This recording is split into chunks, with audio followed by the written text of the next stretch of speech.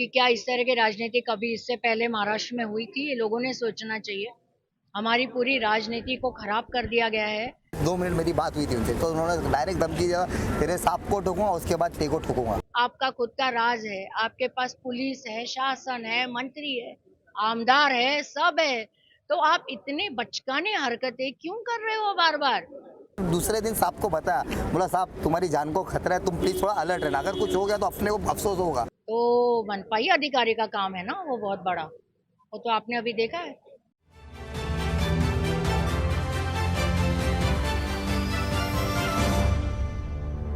मैं हूं सोनू सूद और आप देख रहे हैं न्यूज़ एफ के। थाने विवियाना मॉल के पास यानी कि अवार्ड साहब के बंगले के पास प्रेस कॉन्फ्रेंस रखी गई। ये प्रेस कॉन्फ्रेंस उनकी वाइफ रुता अवार्ड ने रखी थी। इस प्रेस कॉन्फ्रेंस के अंदर क्या कुछ जो जितेंद्र अवार्ड पे इल्जाम लगे हैं, जो उनके ऊपर एफआईआर हुई, उसके संबंध में क्या कुछ कहा रुता अवार्ड ने। और मुमरा के युवा नेता है शाहरुख सैयद राष्ट्रवादी से, क्या कुछ उन्होंने भी अपना खुलासा किया है। किस तरह से थी ये प्रेस कॉन्फ्रेंस, आइए देखिए हमारी इस खबर में। हमें क्या मानना है, आपको मानना है, जनता को मानना है, आप भी तो जनता का एक हिस्सा है कि क्या इस तरह की राजनीति कभी इससे पहले महाराष्ट्र में हुई थी? ये लोगों ने सोचना चाहिए। हमारी पूरी राजनीति को खराब कर दिया गया है। और इतना आपको क्या प्रॉब्लम है? अरे आप जियो और हमें भी जीने दो, लोगों को करने दो ना फैसला आगे क्या होता है। उसके लिए हमारे परिवार तक जाने की और एक ठाणे महानगर पालिका का आज तक का अगर जो रिकॉर्ड देखा जाए तो बाकी का मुझे पता नहीं, लेकिन इतनी इंडिसेंसी कभी नहीं हुई थी। इससे पहले भी पक्ष थे, विपक्ष थे, सत्ता में रहने वाले थे, उनके अगेंस्ट भी लोग थे।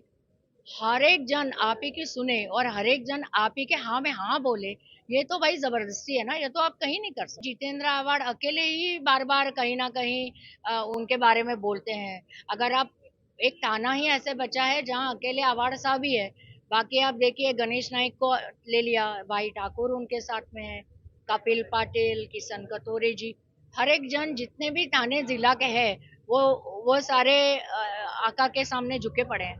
सो अभी इनको शायद ऐसे लग रहा होगा कि एक यही बचे हैं, लेकिन मेरा क्या मतलब है? अरे आपके पास पैसा है बेशुमार, आपके पास गुंडे हैं बेशुमार, आपका खुद का राज है, आपके पास पुलिस है, शासन है, मंत्री है, आमदार है, सब है, तो आप इतनी बचकाने हरकतें क्यों कर रहे हो बार बार?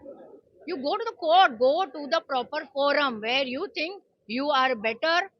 Of course, people will give you that verdict. मनपा अधिकारी का क्या काम है? अभी कल अगर सीएम सही में उससे मिलने गए हो तो मनपाई अधिकारी का काम है ना वो बहुत बड़ा।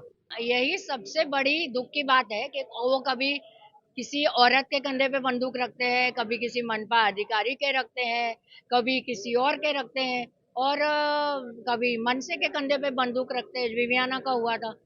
अगर आप में हिम्मत है तो आप आके डेमोक्रेटिकली लड़ो, आप जनता की अदालत में जाओ, उससे फैसला लो। लेकिन अगर करना ही नहीं है, वो आपका कल्चर ही नहीं है, तो फिर जो होगा वो तो हमें फेस ही करना है। अभी का शासन, आप ही ने खुद ही अभी सवाल पूछा था कि आप अभी जिनके हाथ में थाना महानगर पालिका है वही होंगे। जितेंद्र अवार्ड की राजनीति की या खुद जितेंद्र अवार्ड को या उनके परिवार को, ये वक्त ही बताएगा। नहीं, आप ही कह रहे हैं, आपको ऐसा लगता है ये सही है? आप बोलिए, मतलब आप भी मानते हैं ना सही नहीं है। मेरे ख्याल से यहाँ खड़े आजू बाजू के 99% लोग यही बोल रहे होंगे कि ये कोई राजनीति नहीं है किसी बाबा जी वगैरह को लेके। और इतना क्या है क्या भाई, आपको इतनी तकलीफ क्या है? इतनी नींदें आराम हुई है क्या आपकी? और अगर हुई है तो आपने भी जरूर कुछ किया है। शाहरुख भाई, 12 तारीख को एक आपको कॉल आया था, कॉल पे कुछ धमकी की बातें आपने बताई है, तो आज क्या जानकारी देंगे, उसमें क्या है? 12 तारीख को रात को 9:45 बजे के वक्त मुझे महेश अहीर साहब का फ़ोन आया। मुझे कहा तू जितेंद्र अवार्ड का भड़वा है, तू ही रीदा रशीद का वीडियो सब तू ही वायरल करता है। बोले तेरे जितेंद्र अवार्ड को सबसे पहले तेरे सांप को ठोकूंगा, उसके बाद तेरे को ठोकूंगा। किसने ये बात बोला? महेश अहीर साया जो मेरे रात को 9:45 बजे का इसका फ़ोन है। कोई रिकॉर्डिंग है? मेरे पास रिकॉर्डिंग नहीं है, मुझे व्हाट्सएप पे कॉल किया गया था, मैंने कोई इसको जमा, मेरे को व्हाट्सएप पे तो कॉल रिकॉर्ड होता नहीं, और मैंने उस वक्त का स्क्रीनशॉट है मेरे पास।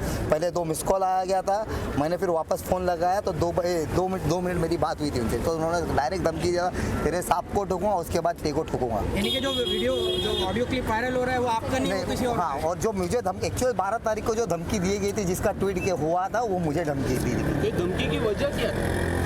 धमकी की वजह वो रिदा रशीद का वीडियो जो वायरल हो रहा है वो सब उसकी वजह से धमकी दिया रिदा है। रशीद और महेश अहिरे का क्या संबंध? वो आप लोग इंक्वायरी कर लो सर, आप लोगों को पता होगा। क्या धमकी दी गई थी आपको? मेरे को जान से मार दूंगा बोले जितेंद्र रावत को, उसके बाद तेरे को ठोकूंगा। तो इसकी आपने कोई कंप्लेन नहीं, उसकी कंप्लेन मैं आज दाखिल करूंगा। नहीं, उस दिन क्यों नहीं किया? मैं आउट ऑफ स्टेशन था, मैं मैंगलोर में था, मैं आने को मुझे टाइम लगा और मैं कल रात को इधर वापस आया हूँ। लेकिन एक सहायुक्त कैसे, मतलब सहायुक्त क्यों धमकी दे रहा है? वही तो चीज़ है, वही चीज़ से मैं आपको धमकी मैंगलोर में थे आपको जी। तो आपको वहीं इसकी कंप्लेंट करानी चाहिए। नहीं भाई, मुझे उस वक्त समझा नहीं, मैं उस वक्त उस टाइम पे कि मैं किसी को बताया भी नहीं कि मैं एक्चुअली मैं कुछ ये क्या हो रहा है मेरे को समझ में नहीं आया। एक्चुअली एक ऐसा है युक्त है, इतना बड़ा आदमी मेरे को ये सब फ़ोन करके धमकी नहीं दे सकता, तो मैं उस टाइम में किसी को बोला नहीं। फिर मुझे खला, मैंने फिर दूसरे दिन साहब को बताया, बोला साहब तुम्हारी जान को खतरा है, तुम प्लीज़ थोड़ा अलर्ट रहना, अगर कुछ हो गया तो अपने को अफसोस होगा। इसलिए मेरा काम था साहब को अलर्ट करना। उनकी फैमिली है, उनकी फैमिली में सबसे ज़्यादा मुझे बहुत इज्जत मिलती है, उनके घर में बीवी बच्चे सबको ही मुझको बहुत इज्जत देता है, तो मैं उनके लिए नहीं करूँगा तो किन के लिए करूँगा? तुमको भी बोला था कि ठोक दे? हाँ जी, उसके बाद बोले तेरे को ठोकूंगा। लेकिन अगर पहले ही आप बोल देते तो दूसरी धमकी देने की नौबत नहीं आती। अब हो गया थोड़ा लेट, लेकिन आएगा मैं इंशाल्लाह। आपको 2 बार धमकियां मिली है, जी। किस तरह की मिली है बताइए? मुझको एक ही बार धमकी मिली, मुझको 2 बार। जी। एक ही बार मिली है। जो किस तरह की एक बाइट में ऋता मैडम ने जो जिक्र किया था हमारे मुमरा के कार्यकर्ता है, वो आप ही का जिक्र जी, करते वो हुए मेरे बारे में उन्होंने जिक्र किया किया है। उसी के बाद अवार्ड साहब ने वो ट्वीट पे डाला है कि जी उनको जी जरूर, ऐसा मामला होने वाला है। वही है। धमकी में क्या बोला गया था वो बता दीजिए। पहले तुम्हारे सांप को ठोकूंगा, उसके बाद आपको ठोकूंगा। अच्छा, परिवार के बारे में भी जिक्र किया गया था क्या? मुझसे ये बात की गई थी। फिर वो जो दूसरा वॉइस रिकॉर्डिंग आपने सुना, उसमें परिवार, उनकी बेटी सबका बोला गया। कितने बजे कॉल आया था? 9:45 बजे का 9:10 ये रात में 9:30 पौने 10 का 2 मिस कॉल है। 9:30 पौने 10 का 2 मिस कॉल है। उसके बाद मैंने उसे कॉल किया था 9:45 बजे के बाद। लेकिन शाहरुख भाई वो वीडियोस तो रिदा रशीद के यहाँ पे मीडिया खड़ी हुई है, कई लोगों ने वायरल किया, लेकिन अब तो आप ही को क्यों मैं थोड़ा करीबी माना जाता हूँ मुमरा में, जैसा कि आप लोगों को पता है। ये तो सब पॉलिटिकल मैटर है, रिदा जी। रशीद, तो एक आयुक्त का इस तरीके से धमकी देना, आइए आप उनसे सवाल कीजिए, ये आप उनसे सवाल कीजिए कि ये क्यों कर रहा है बोल के। लेकिन वो तो कह रहे हैं कि शाहरुख वो भाई, ऑडियो क्लिप के बीच में का जो वीडियो वायरल किया गया था वो किस तरीके का वीडियो था जो अब मुझे- महेश साहब इतना भड़क? मुझे नहीं पता, वो महेश अहिर साहब को ही पता है कौन सा वीडियो वायरल हुआ था, और कोई वही जानते होंगे बेहतर सर। लेकिन वो तो नहीं बोल रहे वो ऑडियो क्लिप उनकी नहीं है, वो इस तरह जानता। का। वो सब मुझे वो सुनो, वो ऑडियो क्लिप उनकी है नहीं है, वो जांच इंक्वायरी चालू है उसके ऊपर। शाहरुख भाई, ये बात आप मान रहे हैं कि आपके जान को खतरा है? जी है, जाहिर सी बात है। तो आपने कोई सुरक्षा की मांग की? नहीं, कुछ भी नहीं। अब आगे क्या करने वाले हैं आप लोग? जो कंप्लेंट दाखिल करेंगे इंशाल्लाह इसके नहीं, ऊपर। अभी आप कानूनी कार्रवाई कर रहे हैं, लेकिन जो कल हुआ मनपा मुख्यालय के बाहर जो हुआ वो ठीक था?